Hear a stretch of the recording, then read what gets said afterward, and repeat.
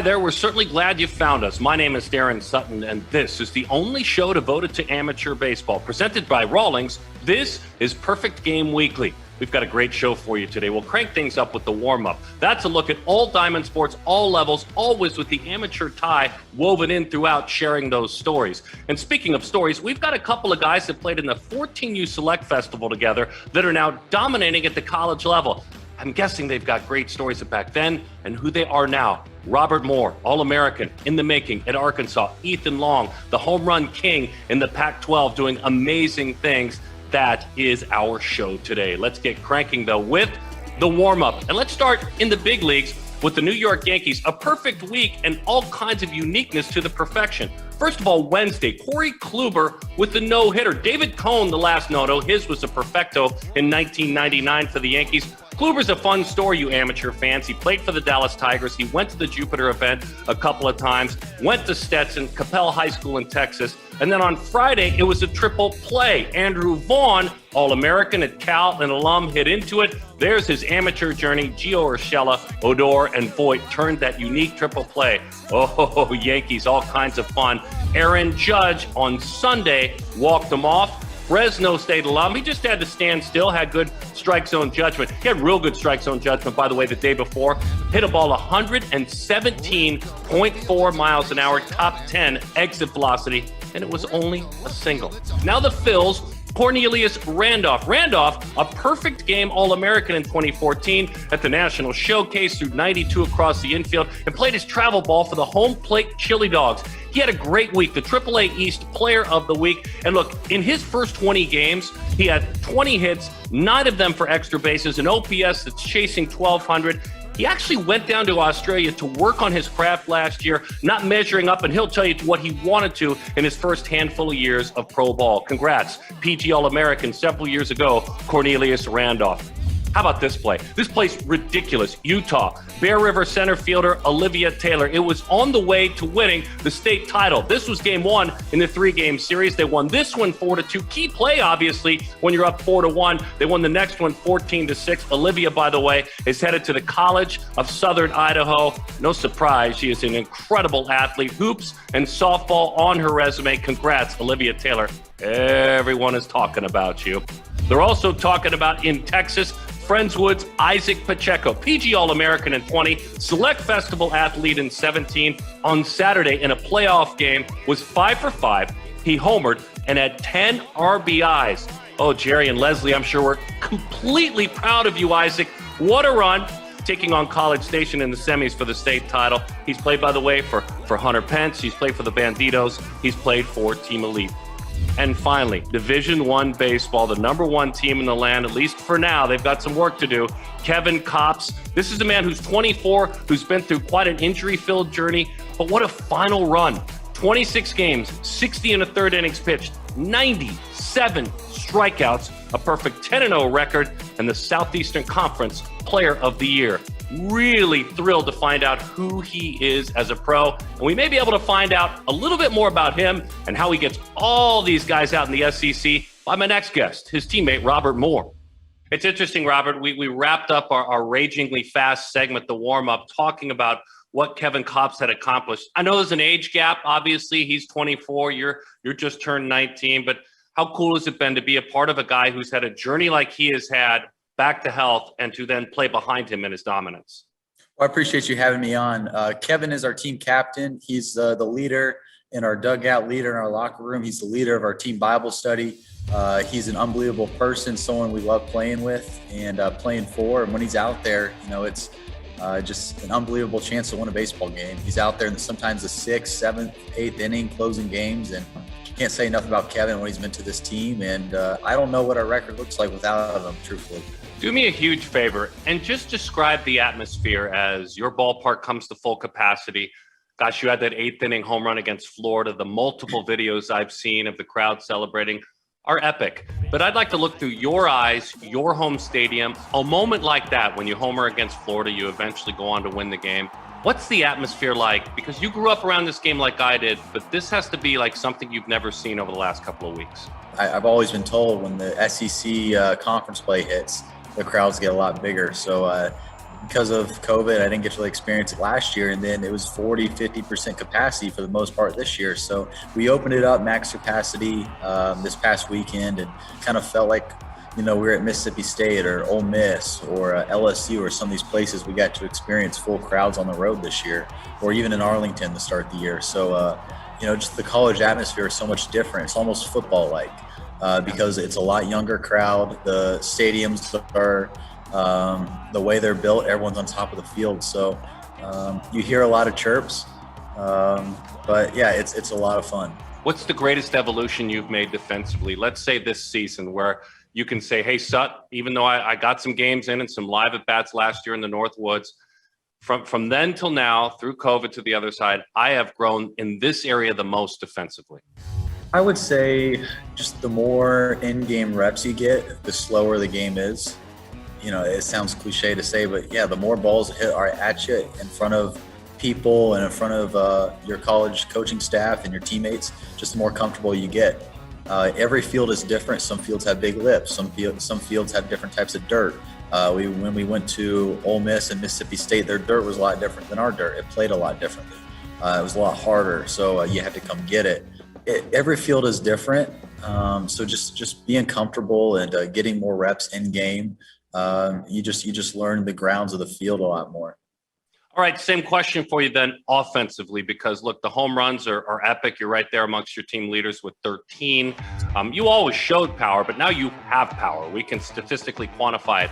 So the same question for you offensively. How do you feel like in the last 12 months you've evolved the most with the bat? I would say just swing changes that Coach Thompson's really helped me with. I was hitting the same amount of balls hard last year, but because of my launch angle, I was singles because they had so much top spin. Coach Thompson has really helped me with some swing changes. That just helped me backspin balls. But if you can look back and say I'm a better player I am today than I was last year, that's a credit to the coaching staff that's helped you along the way, but you as well. Dude, you're 19 years old, man. Just turned 19. As a matter of fact, some of the top players in this 2021 class are not far off in less than a year in your age. How much are you thrilled that you had the courage to make the decision to leave school and miss your senior year, go play in the SEC, even though you lost part of it? How glad are you that you made that bold decision? I'm glad in the sense that I got to play baseball last year, and if I would have stayed in high school, I wouldn't have, right? So my high school season was supposed to start, I think, end of March. Well, COVID hit mid-March, so I wouldn't have got to play any games. So I was very thankful. Came here at University of Arkansas. I got to play 16 games. Even though I'm still considered a freshman, I feel kind of like a sophomore.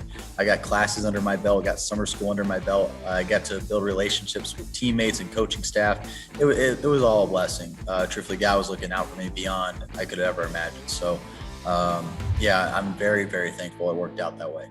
You said Kevin Copps was the leader of your Bible study. You just referenced your faith. Just explain to me how important your faith and your walk is with regard to your spirituality as you go through these changes as a young man, as an athlete, as a college student. Right. So I'll share with you a quick story. This is something that happened earlier this year. So I came in school last year. I was 17 years old, and I really didn't fail. So I came in the year, I think I finished the year batting .317, had a couple home runs. Yes, it was only 16 games, but I didn't really fail in the 16 games. And then I go on to the Northwoods League, and I have a great summer. I think I batted .300. I was a Northwoods League All-Star, and I had a great summer. I was playing shortstop every day. I was getting really good. I came into the fall, same thing, had a lot of success in the fall. And the spring hits, and, they have all these media outlets, and they like to project people, whatever projections they want to put on them. Well, I was supposed to be a Golden Spikes finalist, all SEC player. I was supposed to be this and that, this award. And I got off to a great start. I think I was batting .375. I hit 2 home runs in the same game versus Murray State, and SEC play hits. And I think I started SEC 0 for 17. I think it started out 3 for 31 or 3 for 37, and I wasn't going that good. I went from .375. Next thing I know, I'm batting .230. We're at Mississippi State game 1. And I strike out 3 times the first night, 3 times the second night, and I will go from the leadoff spot to the 9-hole. I'm thinking to myself, man, I might not play tomorrow. I might not play for a couple more days. Coach might not put me in the lineup. Do my teammates even believe in me anymore? Do I even believe in myself anymore? My identity is so tied up in baseball that I was bound to shipwreck because I was failing so much. we swept Mississippi State. We got back Sunday night, and Monday was our day off, right? So Monday was optional lift. I show up to optional lift, and I get pulled over. We're having a big construction going on. We're building a new building. It's a very nice building. It's a $37 million building that we're building in right field. And, a big construction guy pulls me off the side of the corner. He gets out of his van. It's kind of a sketchy looking van. He kind of corners me. I'm like, oh, this ain't going to go too well. And a big Mexican guy named Jesse hops out of the van, and he says, God wanted me to tell you that your identity is so tied up in baseball and needs to be tied up in him. And in that moment, I'm like, you know what, God, you're right. Like this whole time, I'm like, my identity is so tied up in baseball, it's not in you. So the next day, I hit for the cycle, and I'm out there thinking, it's like, man, God really broke me down just to rise me up. So I go off onto this great run, and I have this interview after the game, and it got like 90,000 views. I said that my identity is not in baseball, it's in Jesus now. So it's been a big learning process this year, and a lot of highs, a lot of lows, but I'm just thankful for all of it. And I appreciate you sharing that story with us. I really, really do. And your faith, your passion in your faith, and how it's tied to who you are. Before I let you go, and best of luck in your upcoming postseason run. Let's hope you make a run to Omaha. What do you have for me on Ethan Long? Because Ethan Long is also guesting on this show. Ethan's having a heck of a year. I'm so happy for that kid. He's I grew up playing with and against him, and then I got to spend about 30 days with him at PDP, and got to know him. He's a great kid. He means well, and it's fun watching your friends and peers have success at whatever level that may be. Watching baseball people who love the sport, who work very hard at it, finally get success. That's the coolest thing in this baseball journey. You're a blast, Robert. Thanks for hanging out with us. We really appreciate it. Appreciate it. Thank you. Well, when we come back, as mentioned, a conversation with Ethan Long, leading the nation for a long time in homers, now leading the pack, explosive in his freshman year. You're watching Perfect Game Weekly, presented by Rawlings. You can tell right away if it's going to be a good glove or not. Broken in good, so when it breaks in nice, you want to use it for years. And I got the gold on it now.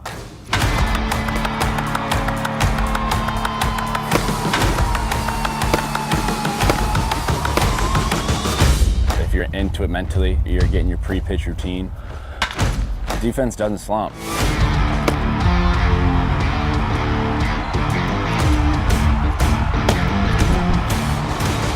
It doesn't come and go like offense. If you lock it in mentally, it's going to be there.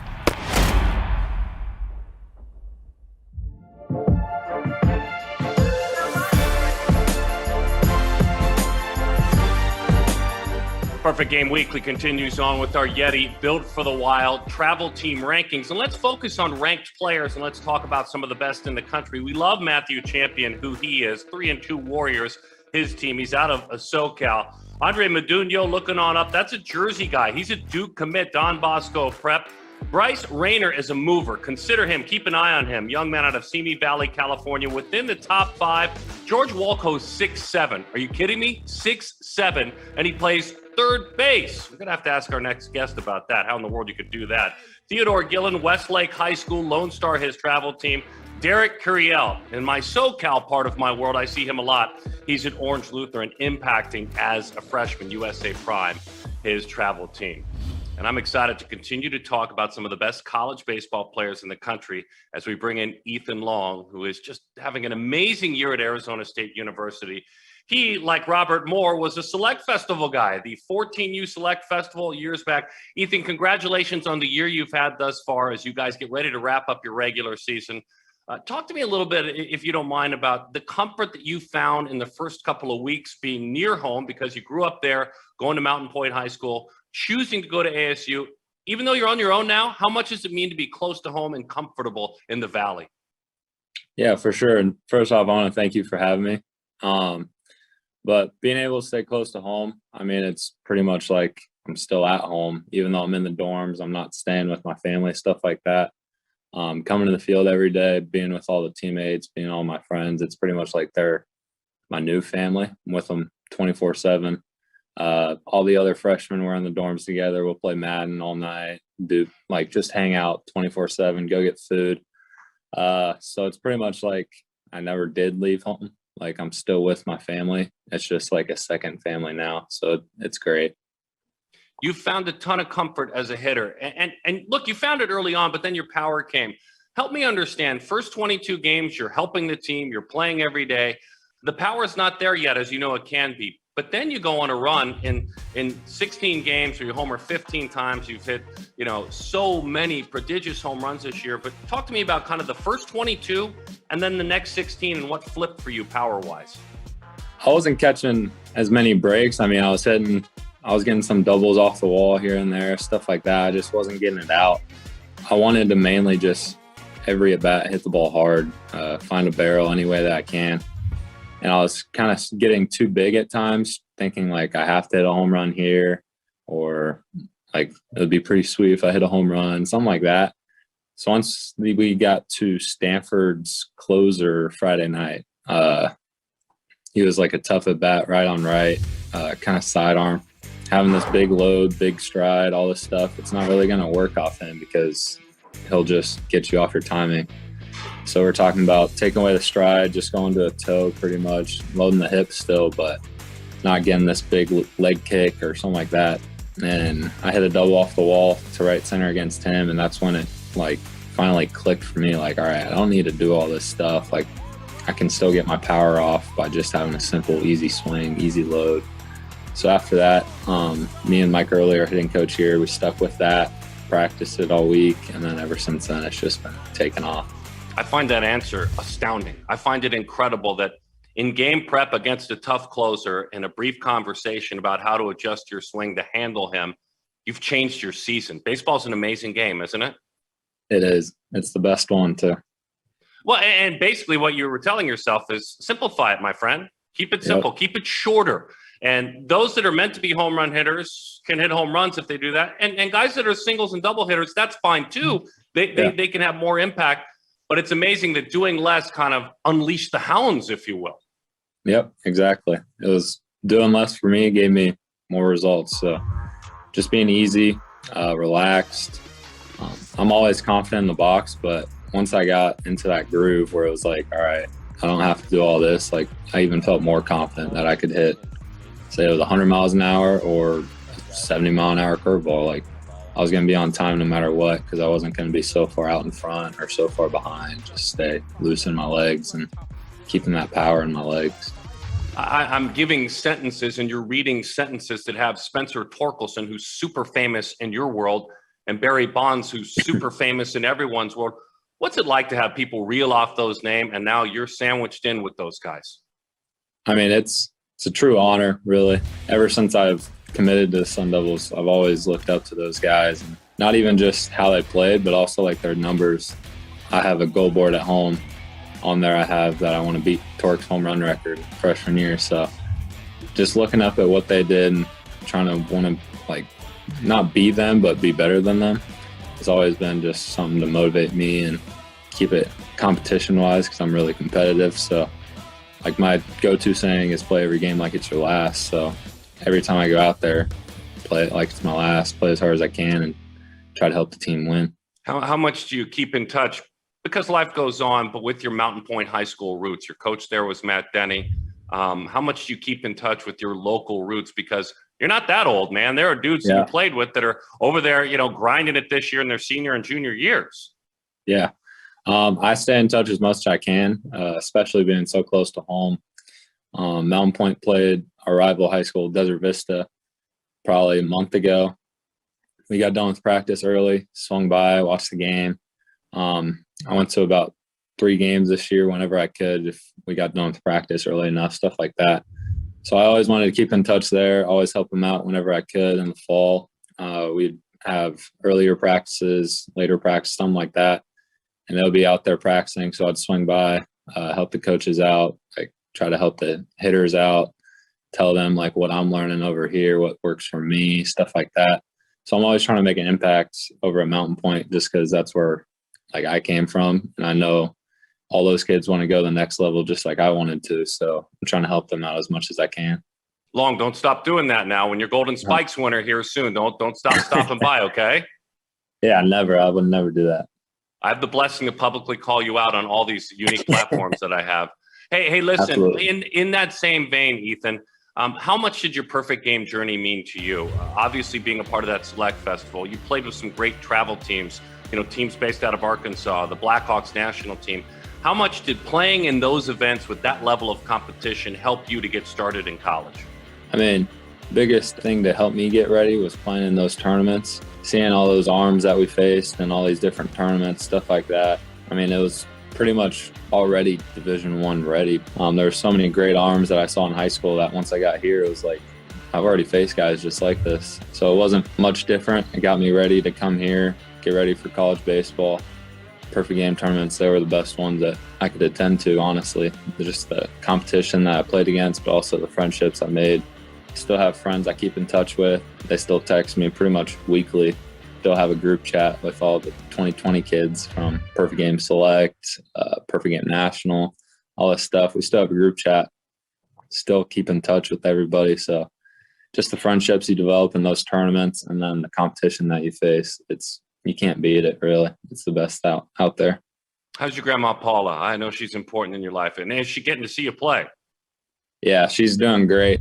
I leave her tickets every game. She comes, like, every single home game, she's out there.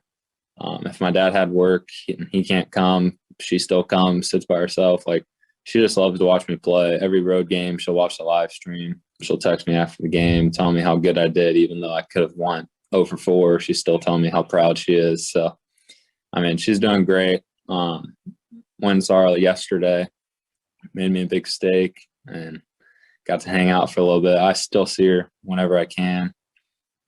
She's definitely the big part of my life for sure. I always used to enjoy running into your dad, John JP. Everyone calls him JP. I used to love running into both you guys around the valley. A lot of times at that ballpark where you work now. How is Dad doing? Has it been nice to have him to be able to come watch you play? Yeah, it's great. Like, he's been my coach since I started playing at 3 years old. So even if I go 4 for 4 with 2 home runs that game, he'll still tell me, like, oh, you're going to hit tonight after the game, stuff like that. Like, still making sure I'm doing my work. So it's awesome to have him out there, seeing me play. That was a big part of me coming here, is I want my family to be able to watch him play as long as they can. So it's definitely not as much coaching now. Now I can sit back and, like, tell me how proud he is, and that's awesome. But he still keeps me in line when he needs to. He knows that, like, with all the success that I had, he knows that I can't let it get to my head or think, like, oh, I've made it, I don't need to stop working. Like, he'll still let me know, like, hey, you still need to do everything right, stick to your routine, sleep good, eat good, go get all your work in, lift, hit, do all this stuff. So it's awesome to have him out here and be able to watch him play. Don't tell anyone I said this, but make a run to Omaha, man. I need the Pack to be strong. Don't tell my SEC, ACC friends that I said that, but go rep the Pack, man. Go to Omaha. Go get it done. Absolutely. That's the goal. All right. Don't tell anyone, okay? I won't. Thank you, Ethan. Thanks for hanging out with us. Thank you. Thank you for having me.